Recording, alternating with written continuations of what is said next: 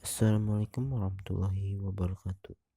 Perkenalkan, nama saya Andreas Dwi Genira dari kelas 10 akan menjelaskan materi tentang pemanasan global. Baiklah, kalau begitu mari kita langsung ke materinya. Yang pertama itu adalah apa itu pemanasan global. Pemanasan global adalah suatu fenomena global yang dipicu oleh kegiatan manusia, terutama yang berkaitan dengan penggunaan bahan fosil dan kegiatan alih guna lahan. Kegiatan ini menghasilkan gas-gas yang semakin lama semakin banyak jumlahnya di atmosfer, terutama gas karbon dioksida CO2, sehingga terjadi peningkatan suhu bumi. Yang kedua, penyebab pemanasan global, yaitu ada efek rumah kaca. Seperti yang diketahui bahwa segala sumber energi yang terdapat di bumi berasal dari matahari. Ketika energi ini tiba di permukaan bumi, ia berubah dari cahaya menjadi panas yang menghangatkan bumi. Kemudian permukaan bumi akan menyerap sebagian panas dan memantulkan kembali sisanya. Sebagian dari panas ini berwujud radiasi inframerah, gelombang panjang ke angkasa luar.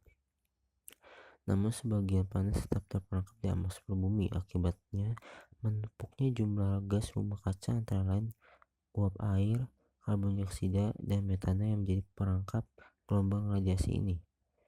Gas-gas ini menyerap dan memantulkan kembali radiasi gelombang yang dipancarkan bumi, dan akibatnya panas tersebut akan tersimpan di permukaan bumi. Keadaan ini terjadi terus-menerus sehingga mengakibatkan suhu rata-rata tahunan bumi terus meningkat. Yang kedua, efek umpan balik.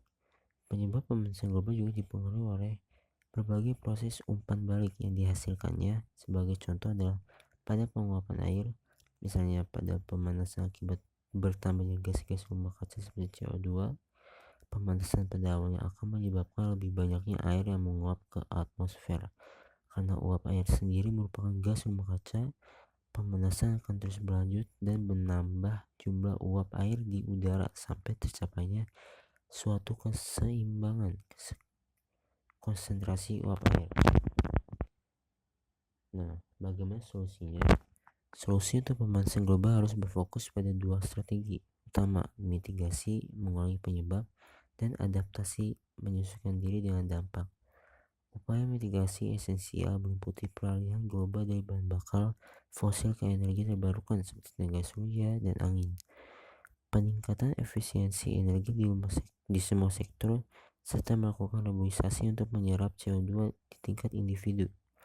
Hal ini diwujudkan melalui gaya hidup berkelanjutan seperti menggunakan transportasi umum atau sepeda, menghemat listrik, menerapkan prinsip 3R, reduce, reuse, recycle, and untuk mengurangi limbah dan emisi gas metana, serta mengurangi konsumsi daging.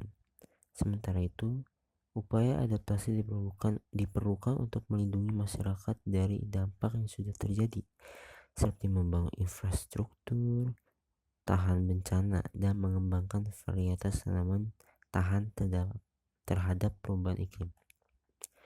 Yaitu dampak pemanasan global. Yang pertama ada peningkatan suhu global, kedua pencairan es di kutub dan naiknya permukaan laut, ketiga ada cuaca ekstrim seperti banjir, kekeringan, atau badai, keempat ada kepunahan beberapa spesies hewan dan tumbuhan, kelima itu ada gangguan terhadap pertanian dan sumber air bersih.